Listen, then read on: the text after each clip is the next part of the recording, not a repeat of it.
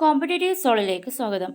PSC SCERT science ഭാഗത്ത് 6ാം ക്ലാസ്സിലെ പാഠം 8 ചലനം നിത്യജീവിതത്തിൽ എന്ന പാഠഭാഗമാണ് ഇന്ന് ഡിസ്കസ് ചെയ്യുന്നത്. ഫിസിക്സ് ഭാഗത്ത് ചലനം അല്ലെങ്കിൽ മോഷൻ എന്ന ടോപ്പിക്കിൽ വരുന്നൊരു പാഠഭാഗമാണിത്. ചലനത്തെക്കുറിച്ചുള്ള ബേസിക് കാര്യങ്ങളാണ് ഈ ഒരു പാഠഭാഗത്ത് ഡിസ്കസ് ചെയ്യുന്നത്. കുട്ടികളുടെ പാഠപുസ്തകവും അതുപോലെ ഹാൻഡ് ബുക്കൊക്കെ റെഫർ ചെയ്തിട്ടാണ് നോട്ട് തയ്യാറാക്കിയിട്ടുള്ളത്. നമുക്ക് പാഠഭാഗത്തേക്ക് കടക്കാം. പാഠം 8 ചലനം നിത്യജീവിതത്തിൽ. എന്താണ് ചലനം? നമ്മുടെ നിത്യജീവിതത്തിൽ നമ്മുടെ ചുറ്റുപാടുകളിൽ അല്ലെങ്കിൽ സ്വയം നോക്കുകയാണെങ്കിൽ നമ്മൾ ഒരുപാട് ചലനങ്ങൾ സംഭവിക്കുന്നുണ്ട്. നമ്മൾ സ്വയം നോക്കുകയാണെങ്കിൽ നമ്മളൊരു ദിവസം എത്രത്തോളം ചലിക്കുന്നുണ്ട്. നമ്മൾ നടക്കുന്നു, ഇരിക്കുന്നു, കിടക്കുന്നു, അതുപോലെ ഒരുപാട് പണികൾ എടുക്കുന്നു. അപ്പോൾ ഇതെല്ലാം എന്താണ്? നമ്മൾ ഒരുപാട് ചലിക്കുന്നുണ്ട്. ഇനി നമ്മൾ നിശ്ചലാവസ്ഥയിൽ ഒരു കസേരയിൽ ഇരിക്കുകയാണെങ്കിലും നമ്മളിൽ ചലനം സംഭവിക്കുന്നുണ്ട്. എങ്ങനെയൊക്കെയാണ്? നമ്മുടെ കണ്ണുകൾ ചിമ്മുന്നുണ്ട്, നമ്മുടെ ആന്തരാവയവങ്ങളിൽ ഹൃദയം മിടിക്കുന്നു, നമ്മുടെ രക്തം നമ്മുടെ ശരീരത്തിലൂടെ ഓടിക്കൊണ്ടിരിക്കുന്നു. അപ്പോൾ ഏതൊരവസ്ഥയിലും നമ്മളിൽ ഒരുപാട് ചലനങ്ങൾ സംഭവിക്കുന്നുണ്ട്. ദെൻ നമ്മുടെ ചുറ്റുപാടുകളിലേക്ക് നോക്കുകയാണെങ്കിലും ഒരുപാട് ചലനങ്ങൾ നമുക്ക് കാണാൻ കഴിയും. അപ്പോൾ എന്താണ് ഒരു ചലനം എന്ന് പറയുന്നത്? ചലനം അല്ലെങ്കിൽ മോഷൻ എന്ന് പറയുന്നത് ഒരു വസ്തുവിൻ്റെ സ്ഥാനത്തിനുണ്ടാവുന്ന മാറ്റമാണ് ചലനം. ഒരു വസ്തു അതിൻ്റെ സ്ഥാനത്ത് നിന്ന് മറ്റൊരു സ്ഥാനത്തേക്ക് മാറുന്നുണ്ടെങ്കിൽ അതാണ് ചലനം എന്ന് പറയുന്നത്. അപ്പോൾ സ്ഥാനത്തെ അടിസ്ഥാനപ്പെടുത്തിയാണ് ചലനത്തെ ഡിഫൈൻ ചെയ്യുന്നത്. ഒരു വസ്തുവിൻ്റെ സ്ഥാനത്തിനുണ്ടാവുന്ന മാറ്റമാണ് ചലനം. അപ്പോൾ ചലിക്കാതിരിക്കുന്നത് എന്താണ്? നിശ്ചലാവസ്ഥ, സ്റ്റേറ്റ് ഓഫ് റെസ്റ്റ്. നിശ്ചലാവസ്ഥ എന്താണ്? ഒരു വസ്തുവിൻ്റെ സ്ഥാനമാറ്റം സംഭവിക്കാത്ത അവസ്ഥയാണ് നിശ്ചലാവസ്ഥ. അപ്പോൾ ഒരു വസ്തുവിൻ്റെ സ്ഥാനം മാറുന്നുണ്ടെങ്കിൽ അത് ചലനത്തിലും, ഒരു വസ്തുവിൻ്റെ സ്ഥാനം മാറുന്നില്ലെങ്കിൽ അതെന്താണ്? നിശ്ചലാവസ്ഥയിലുമാണ്. അപ്പോൾ എന്താണ് ചലനം, നിശ്ചലാവസ്ഥ എന്ന് പറഞ്ഞു. ദെൻ ഈ ഒരു കാർട്ടൂൺ നോക്കാം. ഒരു ജയൻ വീലിൽ കയറിയിരിക്കുന്ന 2 കുട്ടികൾ, ഒരു പെൺകുട്ടിയും ആൺകുട്ടിയും ജയൻ വീലിൽ ഇരിക്കുന്നുണ്ട്. ആ പെൺകുട്ടി പറയുകയാണ്, ജയൻ വീൽ കറങ്ങുമ്പോൾ എൻ്റെ സുഹൃത്ത് എപ്പോഴും എൻ്റെ അടുത്ത് തന്നെ ഉണ്ടല്ലോ, സ്ഥാനം മാറുന്നുമില്ല, അപ്പോൾ ഞങ്ങൾ ചലിക്കുന്നില്ലേ? അപ്പോൾ ആ പെൺകുട്ടിയുടെ അടുത്തിരിക്കുന്ന സുഹൃത്ത് അവൻ അവളുടെ അടുത്ത് തന്നെ ഇരിക്കുകയാണ്. ജയൻ വീൽ അപ്പോൾ എപ്പോഴും എന്താണ്? ആ സുഹൃത്ത് ആ പെൺകുട്ടിയുടെ അടുത്ത് തന്നെയുണ്ട്. അപ്പോൾ ആ ആൺകുട്ടിയുടെ സ്ഥാനം എന്താണ്? എപ്പോഴും ആ സീറ്റിൽ തന്നെയാണ്, സ്ഥാനം മാറുന്നില്ല. അപ്പോൾ ഈ കുട്ടി ചലിക്കുന്നില്ലേ എന്നാണ് ഈ പെൺകുട്ടി ചോദിക്കുന്നത്. എന്നാൽ ജയൻ വീലിൽ കയറാതെ പുറത്ത് നിൽക്കുന്ന ഒരു ആൺകുട്ടി ചിന്തിക്കുകയാണ്, നിങ്ങൾ 2 പേരും ചലിക്കുന്നത് എനിക്ക് കാണാമല്ലോ, സ്ഥാനം മാറുന്നുമുണ്ട്. അപ്പം ജയൻ വീൽ കറങ്ങുന്നതിനൊപ്പം ഇവരുടെ സ്ഥാനം മുകളിലോട്ടും താഴോട്ടും പോകുന്നുണ്ട്. അപ്പം നിങ്ങൾ സ്ഥാനം മാറുന്നുണ്ട്, നിങ്ങൾ ചലിക്കുന്നുണ്ട് എന്നാണ് പുറത്ത് നിൽക്കുന്ന ഒരു കുട്ടി പറയുന്നത്. അപ്പോൾ ശരിക്കും ഈ ഒരു ഗ്രീൻ ഷർട്ടുള്ള ഇട്ടിട്ടുള്ള ഈ ആൺകുട്ടി ചലിക്കുന്നുണ്ടോ? അപ്പോൾ പെൺകുട്ടിയെ സംബന്ധിച്ച് ആ കുട്ടിയുടെ സ്ഥാനം മാറുന്നതായിട്ട് കാണുന്നില്ല. അപ്പോൾ ഈ പെൺകുട്ടി പറയുന്നു ഇവൻ ചലിക്കുന്നില്ല. എന്നാൽ പുറത്തു നിൽക്കുന്ന ഒരു കുട്ടിയെ സംബന്ധിച്ച് അവൻ്റെ സ്ഥാനം മാറുന്നുണ്ട്, അവനിരിക്കുന്ന സ്പേസ് മാറിക്കൊണ്ടിരിക്കുന്നുണ്ട്. അപ്പോൾ എന്താണ്? ഈ ആൺകുട്ടി പറയുന്നു അവൻ ചലിക്കുന്നുണ്ട്. അപ്പോൾ ചലനത്തെ നമ്മൾ പറയുന്നത് ഒരു വസ്തുവിനെ അടിസ്ഥാനമാക്കിയിട്ടാണ്. നമ്മളൊരു വസ്തുവിനെ അടിസ്ഥാനമാക്കിയിട്ട് ഒരാൾ ചലിക്കുന്നുണ്ടെങ്കിൽ അത് ചലനവും, ഒരാൾ സ്ഥാനം മാറുന്നില്ലെങ്കിൽ അയാൾ നിശ്ചലാവസ്ഥയിലുമാണെന്ന് പറയുന്നു. ഇങ്ങനെ അടിസ്ഥാനമാക്കുന്ന വസ്തുക്കളെയാണ് അവലംബക വസ്തു എന്ന് പറയുന്നത്. എന്താണ് അവലംബക വസ്തു? ഒരു വസ്തുവിനെയോ സ്ഥാനത്തെയോ അടിസ്ഥാനമാക്കി മാത്രമേ മറ്റൊരു വസ്തുവിൻ്റെ ചലിക്കുന്നുണ്ട് എന്ന് പറയാൻ സാധിക്കൂ. ഇതിനായി ഉപയോഗിക്കുന്ന അടിസ്ഥാനമാണ് അവലംബക വസ്തു. ഉദാഹരണത്തിന് നമുക്ക് നോക്കാം. നമ്മളിപ്പോൾ ക്ലാസ് കേട്ടുകൊണ്ടിരിക്കുന്നു. ഒരു കസേരയിൽ അല്ലെങ്കിൽ ബെഡിലിരുന്ന് നമ്മൾ ക്ലാസ് കേട്ടുകൊണ്ടിരിക്കുകയാണ്. നമ്മൾ നിശ്ചലാവസ്ഥയിലാണ്, ചലിക്കുന്നില്ല. അപ്പോൾ നമ്മുടെ ചുറ്റുഭാഗത്തുള്ള മറ്റു പേരോ അല്ലെങ്കിൽ വേറെ ആരെങ്കിലും വസ്തു അടിസ്ഥാനമാക്കിയിട്ട് നമ്മൾ എന്താണ്? ചലിക്കുന്നില്ല, നമ്മൾ നിശ്ചലാവസ്ഥയിൽ കസേരയിൽ ഇരിക്കുകയാണ്. ഇനി നമുക്കറിയാം ഭൂമി കറങ്ങുന്നുണ്ട്. ഭൂമി സ്വയം കറങ്ങുകയും സൂര്യനെ ചുറ്റുന്നുമുണ്ട്. ഭ്രമണവും പരിക്രമണവും നടക്കുന്നു. അപ്പോൾ ഭൂമിയിൽ ഇരിക്കുന്ന ഒരു വസ്തു എന്ന അടിസ്ഥാനത്തിൽ ഭൂമിക്ക് പുറത്തുള്ള വസ്തുക്കളെ അടിസ്ഥാനമാക്കി നോക്കിയാൽ, ഭൂമിക്ക് പുറത്തുള്ള ഒരാൾ നോക്കുമ്പോൾ എന്താണ്? നമ്മൾ ഭൂമിയോടൊപ്പം നമ്മളും ചലിച്ചുകൊണ്ടിരിക്കുകയാണ്. നമ്മൾ കസേരയിൽ ഇരിക്കുകയാണെങ്കിലും ഭൂമിക്കൊപ്പം നമ്മൾ കറങ്ങുന്നുണ്ട്, സഞ്ചരിച്ചുകൊണ്ടിരിക്കുന്നുണ്ട്. അപ്പോൾ നമ്മളെന്താണ്? ഭൂമിക്ക് പുറത്തുള്ള ഒരു വസ്തുവിനെ അടിസ്ഥാനമാക്കി നോക്കുമ്പോൾ നമ്മുടെ സ്ഥാനം മാറുന്നുണ്ട്, നമ്മൾ ചലിക്കുന്നുണ്ട്. അപ്പോൾ ഇങ്ങനെയാണ് ഓരോ വസ്തുവിനെയും അടിസ്ഥാനമാക്കിയിട്ടാണ് മറ്റൊരു വസ്തുവിൻ്റെ ചലനം അല്ലെങ്കിൽ നിശ്ചലാവസ്ഥ നമുക്ക് പറയാൻ പറ്റുകയുള്ളൂ. ഈ ഒരു അടിസ്ഥാനമാക്കുന്ന വസ്തുവിനെയാണ് അവലംബക വസ്തു, റെഫറൻസ് ബോഡി എന്ന് പറയുന്നത്. ഒരു വസ്തുവിനെയോ സ്ഥാനത്തെയോ അടിസ്ഥാനമാക്കി മാത്രമേ മറ്റൊരു വസ്തു ചലിക്കുന്നുണ്ട് എന്ന് പറയാൻ സാധിക്കൂ. ഇതിനായി ഉപയോഗിക്കുന്ന അടിസ്ഥാന വസ്തുവാണ് അവലംബക വസ്തു. ദെൻ അപ്പോൾ ചലനം, നിശ്ചലാവസ്ഥ, അവലംബക വസ്തു പറഞ്ഞു. ദെൻ വിവിധ തരം ചലനങ്ങളുണ്ട്. നമ്മുടെ ചുറ്റുപാടിൽ വിവിധ തരം ചലനങ്ങൾ നടക്കുന്നു. ഏതൊക്കെയാണ്? ഒന്നാമത്തതാണ് നേർരേഖാ ചലനം, ലീനിയർ മോഷൻ. ഒന്നാമത്തെ തരം ചലനമാണ് നേർരേഖാ ചലനം. ഒരു വസ്തുവിൻ്റെ നേർരേഖയിലുള്ള ചലനമാണ് നേർരേഖാ ചലനം. അത് സ്ട്രൈറ്റ് ലൈനിൽ അല്ലെങ്കിൽ ഒരു നേർരേഖയിലൂടെ ചലനത്തെയാണ് നേർരേഖാ ചലനം എന്ന് പറയുന്നത്. ഇവിടെ നോക്കാം, ഒരു രണ്ട് തൂണുകളിൽ കയറ് കെട്ടിയിട്ട് ഒരു വീർപ്പിച്ചിട്ടുള്ള ബലൂണ് അതിൽ അറ്റാച്ച് ചെയ്ത് വെച്ചിട്ടുണ്ട്. ദെൻ ആ ബലൂണിൻ്റെ കാറ്റ് അയച്ചു വിടുമ്പോൾ ആ ബലൂൺ ഈ ഒരു വള്ളിയിലൂടെ, കയറിലൂടെ അത് നീങ്ങിപ്പോകുന്നു. അപ്പോൾ ഈ കെട്ടിയുടെ കയർ നേർരേഖയിലാണ്. ഈ ബലൂൺ മൂവ് ചെയ്യുന്നത് എങ്ങനെയായിരിക്കും? നേർരേഖയിലൂടെ ആയിരിക്കും. ഇതാണ് നേർരേഖ. ഒരു വസ്തുവിൻ്റെ നേർരേഖയിലൂടെ അല്ലെങ്കിൽ സ്ട്രെയിറ്റ് ലൈനിലൂടെയുള്ള ചലനമാണ് നേർരേഖാ ചലനം. ഇനി മറ്റൊരു ഉദാഹരണം നോക്കുകയാണെങ്കിൽ സിപ്പ് ലൈനിൽ പോകുമ്പോൾ ഒരു നേർരേഖയിലുള്ള കയറിലൂടെയാണ് സിപ്പ് ലൈൻ ചെയ്യുന്നത്. ആ സിപ്പ് ലൈനിൽ ഇരുന്ന് യാത്ര ചെയ്യുന്ന ഒരാളുടെ ചലനം എങ്ങനെയായിരിക്കും? സ്ട്രെയിറ്റ് ലൈനിലൂടെയാണ്, നേർരേഖാ ചലനമായിരിക്കും. അപ്പോൾ നേർരേഖാ ചലനം മനസ്സിലായി. ദെൻ മറ്റൊരു തരം ചലനമാണ് ഭ്രമണ ചലനം, റൊട്ടേഷണൽ മോഷൻ. ഭ്രമണ ചലനം അല്ലെങ്കിൽ റൊട്ടേഷണൽ മോഷൻ. സ്വന്തം അക്ഷത്തെ ആധാരമാക്കി വസ്തുക്കൾ ചലിക്കുന്നതാണ് ഭ്രമണ ചലനം. അതായത് സ്വന്തം അക്ഷത്തെ ആധാരമാക്കി വസ്തുക്കൾ ചലിക്കുന്നതിനെയാണ് ഭ്രമണ ചലനം. ഉദാഹരണം നമുക്കറിയാം, ഭൂമിയുടെ ഭ്രമണം. ഭൂമിയിൽ നമുക്കറിയാം നടുക്ക് കേന്ദ്രത്തിൽ അച്ചുതണ്ട്, ഒരു സാങ്കല്പികമായിട്ടുള്ള ഒരു അച്ചുതണ്ടിനെ നമ്മൾ സാങ്കല്പികമായി വെക്കുന്നുണ്ട്. ഈ അച്ചുതണ്ടിനെ അടിസ്ഥാനമാക്കിയിട്ടാണ് ഭൂമി സ്വയം കറങ്ങുന്നത്. ഈ ഒരു കറക്കത്തെയാണ് ഭ്രമണ ചലനം എന്ന് പറയുന്നത്. സ്വന്തം അക്ഷത്തെ ആധാരമാക്കി വസ്തുക്കൾ ചലിക്കുന്നതാണ് ഭ്രമണ ചലനം. ഭൂമി സ്വയം കറങ്ങുന്നതിനെയാണ് ഭ്രമണം എന്ന് പറയുന്നത്. ഉദാഹരണമായിട്ട് നോക്കാം, ഒരു ഐസ്ക്രീം ബോൾ എടുത്തിട്ടുണ്ട്. അതിന് അകത്തൂടെ ഒരു പെൻസിൽ, അതിൻ്റെ അക്ഷമാക്കിയിട്ടൊരു പെൻസിൽ വെച്ചിട്ടുണ്ട്. ഇനി ഈ പെൻസിലിനെ ചുറ്റി നമ്മൾ ഈ ഒരു ബോൾ ഇങ്ങനെ കറക്കുകയാണെങ്കിൽ ഈ പെൻസിലിനെ അടിസ്ഥാനമാക്കിയിട്ടാണ് ഈ ബോൾ കറങ്ങുന്നത്. സോ ബോൾ സ്വയം കറങ്ങുകയാണ്. പെൻസിലിനെ അടിസ്ഥാനമാക്കി ബോൾ സ്വയം കറങ്ങുന്നു. ഈ ഒരു ചലനത്തെയാണ് ഭ്രമണം അല്ലെങ്കിൽ റൊട്ടേഷണൽ മോഷൻ എന്ന് പറയുന്നത്. ദെൻ നെക്സ്റ്റ് ആണ് വർത്തുള ചലനം, സർക്കുലാർ മോഷൻ. വസ്തുക്കളുടെ വൃത്താകാരമായ പാതയിലുള്ള ചലനമാണ് വർത്തുള ചലനം.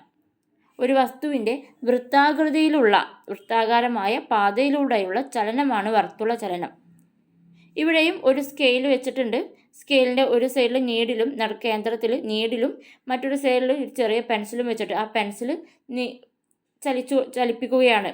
അങ്ങനെയാണെങ്കിൽ ഈ പെൻസിലിൻ്റെ ചലനം എങ്ങനെയായിരിക്കും? ഒരു വൃത്താകൃതിയിലായിരിക്കും. അതാണ് വർത്തുള ചലനം. ഇനി കോമ്പസ് നോക്കുകയാണെങ്കിൽ കോമ്പസ് അതിൻ്റെ ഒരു പോയിന്റ് കേന്ദ്രത്തിൽ വെക്കുകയും മറ്റൊരു പോയിന്റ് ചലിപ്പിക്കുന്നത് എങ്ങനെയാണ്? സർക്കുലാർ മോഷനിലാണ്, വൃത്താകാര പാതയിലാണ്. അതാണ് വർത്തുള ചലനം എന്ന് പറയുന്നത്. ഓക്കെ, നെക്സ്റ്റ് ദോലനം, ഓക്സിലേഷൻ. തുലന സ്ഥാനത്തെ ആസ്പദമാക്കി ഒരു വസ്തു ഇരുവശങ്ങളിലേക്കും നടത്തുന്ന ചലനമാണ് ദോലനം, ഓക്സിലേഷൻ.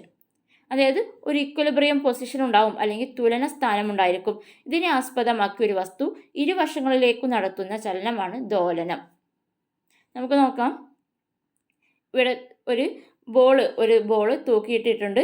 ഇതിന് നടുക്ക് വരുമ്പോൾ അത് തുലന സ്ഥാനത്തിലാണ്, നിശ്ചലാവസ്ഥയിലാണ്. ഇനി ഇതിനെ നമുക്ക് ചെറിയൊരു തട്ട് കൊടുത്താൽ ഇത് രണ്ട് സൈഡിലോട്ടും, ഇവിടെ നമുക്ക് ഡയഗ്രാം തന്നിട്ടുണ്ട്, രണ്ട് സൈഡിലോട്ടും ചലിച്ചു കൊണ്ടിരിക്കും. അപ്പോൾ ഇരുവശങ്ങളിലേക്കും ഒരു തുലന സ്ഥാനത്തെ, നടുക്ക് അതിനെയാണ് അടിസ്ഥാനമാക്കുന്നത്, തുലന സ്ഥാനത്തെ അടിസ്ഥാനമാക്കി ഇരുവശങ്ങളിലേക്കുമുള്ള ചലനത്തെയാണ് ദോലനം എന്ന് പറയുന്നത്. Okay, oscillation. ദെൻ നെക്സ്റ്റ് കമ്പനം, വൈബ്രേഷൻ. ദ്രുതഗതിയിലുള്ള ദോലനമാണ് കമ്പനം. അപ്പോൾ കമ്പനം ഒരു തരത്തിൽ ഇത് ദോലനമാണ്, അതായത് ഓക്സിലേഷനാണ്.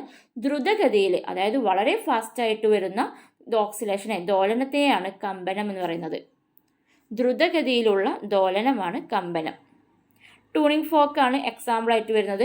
ഇതിൻ്റെ ട്യൂണിംഗ് ഫോക്കിൻ്റെ ഭാഗത്തെ ഭുജം എന്ന് പറയും. ഈ ഭുജം നമ്മളൊരു സ്ഥലത്ത് തട്ടിയിട്ട് വെച്ചാൽ എന്താണ് അതിങ്ങനെ കമ്പനം ചെയ്തുകൊണ്ടിരിക്കും, അതിൽ നിന്നൊരു ചെറിയ സൗണ്ടും വരും. അപ്പോൾ ഇത് വളരെ ദ്രുതഗതിയിലുള്ള ദോലനം നടക്കുന്നു ഭുജങ്ങളിൽ. ഇതാണ് കമ്പനം എന്ന് പറയുന്നത്. ട്യൂണിംഗ് ഫോർക്ക് നിങ്ങൾ സ്കൂളിൽ പഠിക്കുമ്പോഴൊക്കെ കണ്ടിട്ടുണ്ടാവുമെന്ന് വിചാരിക്കുന്നു. അപ്പോൾ ഇത്രയാണ് ചലനങ്ങൾ വരുന്നത്. ഏതൊക്കെയാണ് വിവിധ തരം ചലനങ്ങൾ? നേർരേഖാ ചലനം, നേർരേഖയിൽ വരുന്ന ചലനമാണ് നേർരേഖാ ചലനം. ദെൻ ഭ്രമണ ചലനം, ഒരു സ്വന്തം അക്ഷത്തെ ആധാരമാക്കിയിട്ടുള്ള ചലനമാണ് ഭ്രമണ ചലനം. നെക്സ്റ്റ് വർത്തുള ചലനം, വൃത്താകാര പാതയിലുള്ള ചലനമാണ് വർത്തുള ചലനം.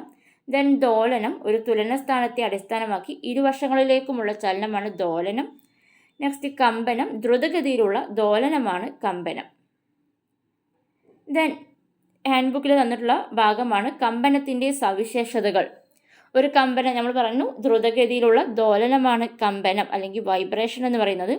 ഇതിൻ്റെ സവിശേഷതകൾ നോക്കാം. ഒരു നിശ്ചിത സമയം കൂടുതൽ ആവർത്തിക്കുന്നു, ഒരു നിശ്ചിത സമയത്ത് കൂടുതൽ തവണ ആവർത്തിക്കുന്നുണ്ട്. അപ്പോൾ ദോലനം നോക്കുകയാണെങ്കിൽ ഒരു നിശ്ചിത സമയത്ത് വളരെ പതുക്കെയാണ് ഈ ഇരുവശങ്ങളിലേക്ക് നീങ്ങിക്കൊണ്ടിരിക്കുന്നത്. എന്നാൽ കമ്പനമാണെങ്കിൽ ഒരു നിശ്ചിത സമയത്ത് തന്നെ ഒരുപാട് തവണ സംഭവിക്കുന്നു. അതാണ് ഒരു നിശ്ചിത സമയം കൂടുതൽ ആവർത്തിക്കുന്നതാണ് കമ്പനം. കമ്പനം വളരെ വേഗത്തിലുള്ള ചലനമാണ്. ഒരു സെക്കൻഡിൽ ഉണ്ടാവുന്ന കമ്പനങ്ങളുടെ എണ്ണമാണ് ആവൃത്തി. ആവൃത്തി കൂടുന്തോറും കമ്പനത്തിൻ്റെ വേഗതയും കൂടുന്നു. അപ്പോൾ ഒരു സെക്കൻഡിൽ ഉണ്ടാവുന്ന കമ്പനങ്ങളുടെ എണ്ണത്തെയാണ് ആവൃത്തി അല്ലെങ്കിൽ ഫ്രീക്വൻസി എന്ന് പറയുന്നത്. ഒരു സെക്കൻഡിൽ ഉണ്ടാവുന്ന കമ്പനങ്ങളുടെ എണ്ണമാണ് ആവൃത്തി. ആവൃത്തി കൂടുന്നതിനനുസരിച്ച് കമ്പനത്തിൻ്റെ വേഗതയും കൂടുന്നുണ്ട്. ഈ ഒരു സ്റ്റേറ്റ്മെൻറ്റ് ഓർത്തിരിക്കണം. സ്റ്റേറ്റ്മെൻറ്റ് ക്വസ്റ്റ്യൻസിന് വരാൻ സാധ്യതയുണ്ട്. ഒരു സെക്കൻഡിൽ ഉണ്ടാവുന്ന കമ്പനങ്ങളുടെ എണ്ണമാണ് ആവൃത്തി. ആവൃത്തി കൂടുന്നതോടൊപ്പം കമ്പനത്തിൻ്റെ വേഗതയും കൂടുന്നു. അതായത് വേഗത കൂടുമ്പോഴാണ് എണ്ണം കൂടുന്നത് അല്ലേ? കമ്പനത്തിൻ്റെ എണ്ണം കൂടണമെങ്കിൽ കമ്പനത്തിൻ്റെ വേഗതയും കൂടണം. അപ്പോൾ ആവൃത്തി കൂടുമ്പോൾ കമ്പനത്തിൻ്റെ വേഗതയും കൂടുന്നു. ദെൻ കമ്പനത്തിന് ഉദാഹരണങ്ങളാണ് ഗിറ്റാർ, വയലിൻ തുടങ്ങിയ സംഗീതോപകരണങ്ങളിൽ നിന്നും കമ്പനം മൂലം ശബ്ദമുണ്ടാവും. നമുക്കറിയാം ഗിറ്റാർ, വയലിൻ ഇതിലെല്ലാം സ്ട്രിങ്സ് ആണ് വരുന്നത്. ഈ സ്ട്രിങ്സ് നമ്മൾ വിരൽ കൊണ്ട് കമ്പനം ചെയ്യിപ്പിക്കുമ്പോഴാണ് ശബ്ദം ഉണ്ടാകുന്നത്. അപ്പോൾ ഈ സ്ട്രിങ്സ് നമ്മുടെ കൈകളിൽ വിരലുകൾ കൊണ്ട് തട്ടിക്കൊടുക്കുമ്പോൾ അവ ദ്രുതഗതിയിൽ പെട്ടെന്ന് ഇങ്ങനെ ദോലനം സംഭവിക്കുന്നു. അതായത് ദ്രുതഗതിയിലുള്ള ദോലനം, അതായത് കമ്പനം സംഭവിക്കുന്നു. ഈ ഒരു കമ്പനത്തിലൂടെയാണ് ശബ്ദം ഉണ്ടാകുന്നത്.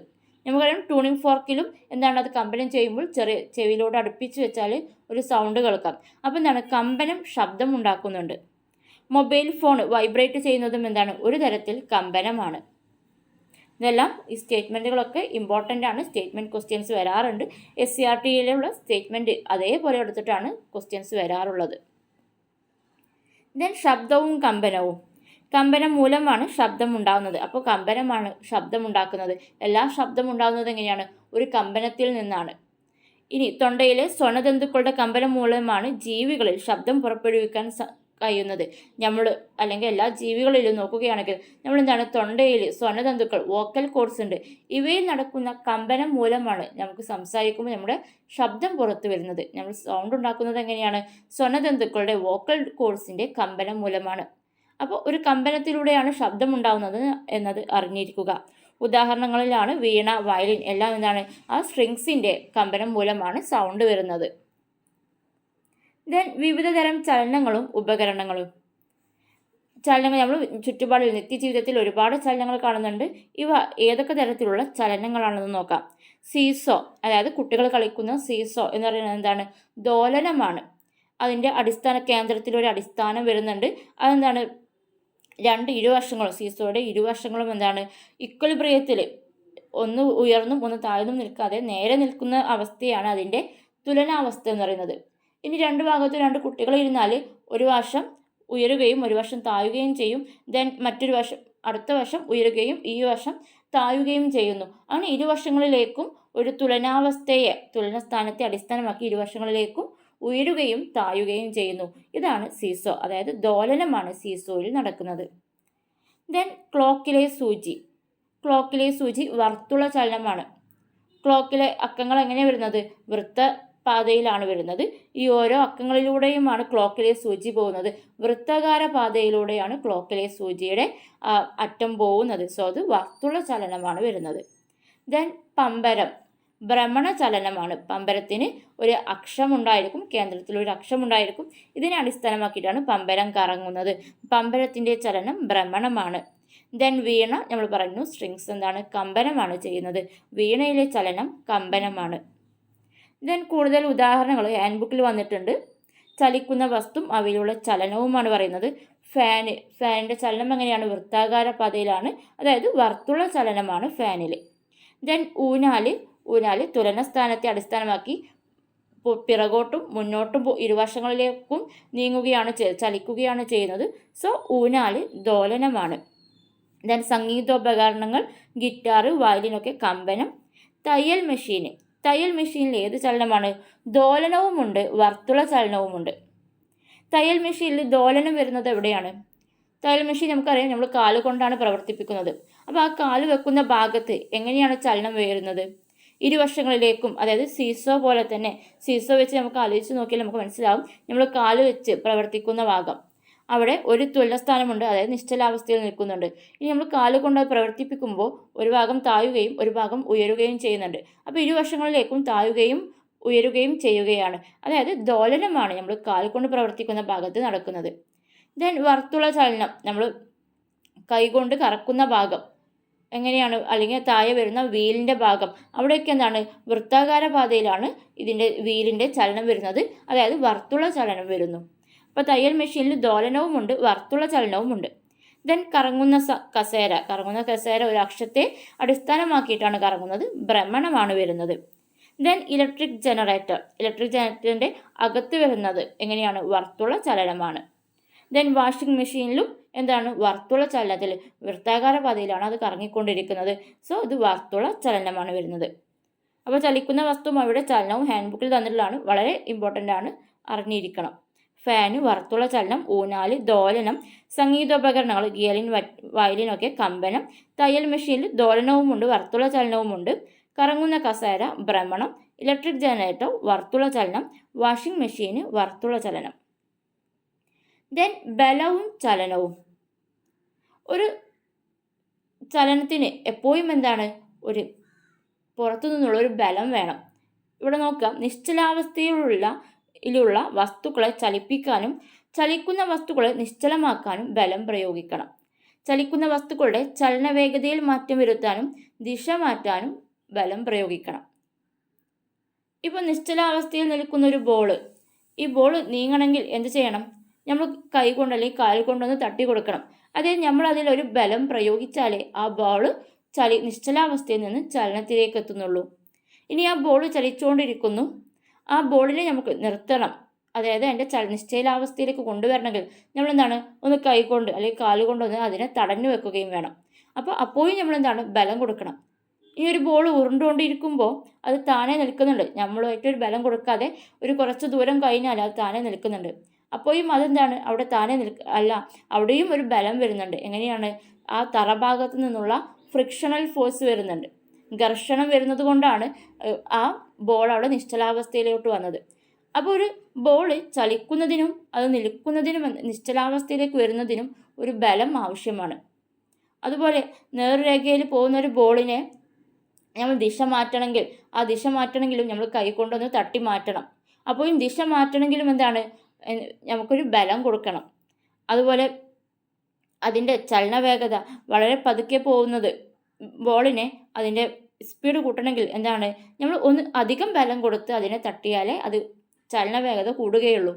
അപ്പോൾ നമുക്ക് എന്താണ്, ബലവും ചലനവും എന്ന് പറയുന്നത് നിശ്ചലാവസ്ഥയുള്ള വസ്തുക്കളെ ചലിപ്പിക്കാനും അതുപോലെ ചലിക്കുന്ന വസ്തുക്കളെ നിശ്ചലമാക്കാനും ബലം പ്രയോഗിക്കണം. അതുപോലെ ചലിക്കുന്ന വസ്തുക്കളുടെ വേഗതയിൽ മാറ്റം വരുത്താനും ദിശ മാറ്റാനും ബലം പ്രയോഗിക്കണം. അപ്പോൾ ഒരു ചലനം സംഭവിക്കണമെങ്കിൽ എന്താണ്, അവിടെ ബലം പ്രയോഗിക്കണം. അതാണ് ബലവും ചലനവും പറയുന്നത്. ദെൻ ഒരിടത്ത് പ്രയോഗിക്കുന്ന ബലം മറ്റൊരിടത്ത് ചലനം സാധ്യമാക്കുന്നു. അപ്പോൾ നമ്മൾ എപ്പോഴും കൊടുക്കുന്ന ഒരു ഭാഗത്ത് ചലനം കൊടുക്കുമ്പോൾ അവിടെ മാത്രമല്ല ചലനം സംഭവിക്കുന്നത്, മറ്റൊരു ഭാഗത്തും സംഭവിക്കാം. അതിനുദാഹരണമാണ് സൈക്കിൾ. ഇതൊരു സ്റ്റേറ്റ്മെൻ്റ് ആണ്. സ്റ്റേറ്റ്മെൻറ്റ് ഓർത്തിരിക്കണം. തെറ്റി ശരി എന്ന ഭാഗത്ത് ഈ സ്റ്റേറ്റ്മെൻറ്റുകളെല്ലാം വരാൻ സാധ്യതയുണ്ട്. ഒരിടത്ത് പ്രയോഗിക്കുന്ന ബലം മറ്റൊരിടത്ത് ചലനം സാധ്യമാക്കുന്നു. ശരിയാണോ തെറ്റാണോ എന്ന് ചോദിക്കാം. അപ്പോൾ എന്താണ് ഇത് ശരിയായിട്ടുള്ള കാര്യമാണ്. ഉദാഹരണത്തിന് സൈക്കിൾ നമ്മൾ കൊടുക്കുന്നത് അതിൻ്റെ പെഡലിലാണ് നമ്മൾ എന്ത് കൊടുക്കുന്നത്, ബലം കൊടുക്കുന്നത്. നമ്മൾ കാലുകൊണ്ട് ആ പെഡൽ കറക്കുന്നു. അപ്പോൾ ബലം കൊടുക്കുന്നത് പെഡലിലാണ്. പക്ഷെ ചലിക്കുന്നത് എവിടെയാണ്? ചലിക്കുന്നത് അതിൻ്റെ ചക്രങ്ങളാണ്. അപ്പോൾ ബലം കൊടുക്കുന്നതൊരു ഭാഗത്തും ചലനം സംഭവിക്കുന്നതിന് മറ്റൊരു ഭാഗത്തും ഇങ്ങനെ സംഭവിക്കാം. ഒരിടത്ത് പ്രയോഗിക്കുന്ന ബലം മറ്റൊരിടത്ത് ചലനം സാധ്യമാക്കുന്നു. ദെൻ എന്താണ് പൽചക്രം? പൽചക്ര ഭാഗത്തു നിന്നും സ്റ്റേറ്റ്മെൻറ്റ് ക്വസ്റ്റ്യൻസ് പ്രീവിയസ് വന്നതാണ്. പൽചക്രം എന്താണ്? നമുക്കറിയാം, നമ്മൾ ഏതൊരു മെഷീനുകളും തുറന്നു നോക്കിയാൽ അതിൽ പൽചക്രങ്ങളുണ്ടായിരിക്കും. നമ്മൾ ചെറിയ ടോയ്സ്, കുട്ടികളുടെ ടോയ്സ് നോക്കിയാലും മതി, അതിലും ഉണ്ടായിരിക്കും ചെറിയ പ്ലാസ്റ്റിക്കിൻ്റെ പൽചക്രങ്ങൾ. അപ്പോൾ പൽചക്രങ്ങളാണ് ഇവയെല്ലാം ചലനം സാധ്യമാക്കുന്നത്. പൽചക്രം ചെറുതുണ്ടാവും വലുതുണ്ടാവും. അപ്പോൾ ഒരു പൽചക്രം ഇപ്പോൾ ഇവിടെ നമ്മൾ കാണുന്നുണ്ട്, അറ്റാച്ച്ഡ് ആയിട്ട് ഒരുപാട് പൽചക്രങ്ങൾ വരുന്നു. അപ്പോൾ ഇതിൽ ഒരു പൽചക്രത്തിന് ഫോഴ്സ് കൊടുത്തിട്ട് അതിനെ ചലിപ്പിച്ചാൽ അതിനെ അറ്റാച്ച് ചെയ്ത് വരുന്ന എല്ലാ പൽചക്രങ്ങളും അതുമൂലം ചലിക്കുന്നു. ഇവിടെ നമ്മൾ ചെറിയൊരു പൽചക്രത്തിന് എന്ത് ചെയ്യുന്നു? ഒരു ഫോഴ്സ് കൊടുത്ത് അതിനെ ചലിപ്പിക്കുന്നു. ഈ ചെറിയ പൽചക്രത്തിനോട് അറ്റാച്ച് ചെയ്ത് വരുന്ന വലിയ ചക്രവും അതിനോട് സംബന്ധിച്ച് ചലിക്കുന്നുണ്ട്. അപ്പോൾ ഇവിടെ നോക്കുക, സ്റ്റേറ്റ്മെൻറ്റ് വലിയ ചക്രം ഉപയോഗിച്ച് ചെറിയ ചക്രം കറക്കുമ്പോൾ വേഗം കൂടുന്നു. അതായത് നമ്മൾ വലിയ ചക്രത്തിനാണ് ഇപ്പോൾ ഫോഴ്സ് കൊടുത്തത്. വലിയ ചക്രം കറങ്ങുന്നു, അതിനോടനുബന്ധിച്ച് വരുന്ന ചെറിയ ചക്രവും കറങ്ങുന്നു. അപ്പോൾ അവിടെ എന്താ ചെയ്യുന്നത്? വലിയ ചക്രമാണ് ചെറിയ ചക്രത്തെ കറക്കുന്നത്. അപ്പോൾ ചെറിയ ചക്രത്തിന് എന്താണ്? അതിൻ്റെ വേഗത കൂടും. അതുപോലെ ചെറിയ ചക്രം ഉപയോഗിച്ച് വലിയ ചക്രമാണ് കറക്കുന്നതെങ്കിൽ അവിടെ വേഗത കുറയുന്നു.